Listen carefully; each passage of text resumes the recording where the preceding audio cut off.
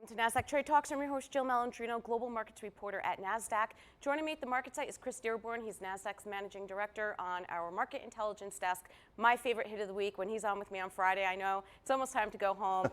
And you know what? It's been a busy week for all of us, Chris. And you know what? No shortage of that. Just about 45, 50 minutes ago, a little blip on the radar in the markets.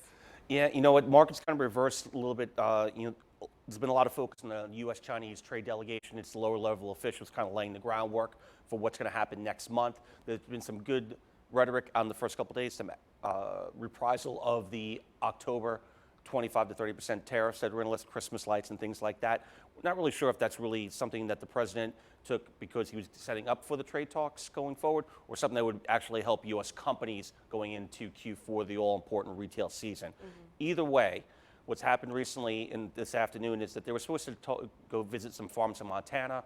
It had to do with agriculture, again, soybeans and items like that are very big on the agenda here.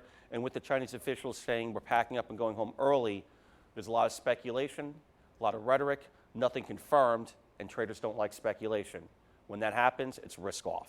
Yeah, well, I mean, I don't think it's kind of a surprise that they packed up and went home, because when Trump was doing his press conference with the Australian Prime Minister, he was very clear that it's all or nothing with the deal that he was going in for, and perhaps maybe that wasn't discussed behind the scenes, but that's anyone's guess. Right. Let's take a Again, look at that's a higher level conversation right. to a lower level conversation. Right. Something in between there changed. All right, well, a market session is not a market make, so let's Correct. take a longer term, our charts like we always do. Let's take a look at the S&P 500. All right. We'll take a look at market breadth first. So market breadth is something that we look at a lot today, and I put this together, and what we're looking at here is 52-week highs versus 52-week lows. And when the markets are moving lower, you're seeing more 52-week lows being made because there's a risk-off sentiment, and people are selling what they can to preserve their cash. And that's when you see bond yields start to tick down, demand for bonds start to tick up, and that kind of coincides with what you see here. You see here on the bottom part of the chart, the lower blue is the 52-week lows versus the orange, which is the 52-week highs. In December, you see a significant number of 52-week lows being made, which makes sense because you're looking at the markets making lows. And here, where we are, again, before this happened this afternoon, but still, it's not broken. We're looking at more 52-week highs being made, and then next to no 52-week lows being made, which means investors, especially in the larger cap names of the S&P 500, are complacent with their investment or adding to that investment, thus creating more 52-week highs. So breadth looks at the differential between the 52-week highs, the moving averages, and how many stocks are trading above the moving averages on a 10, 50, or 200-day, and you can change that as you want. What we're looking at here is nothing's really broken. You have good sentiment.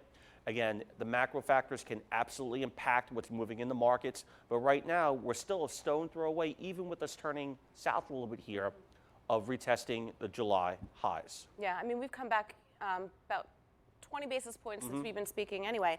All right, let's take a look at our next chart, S&P 500 price action. Right, so you take what we just learned with that last chart on the breadth and you look at where the actual price action is. So does that equate to really the markets moving higher? And it does.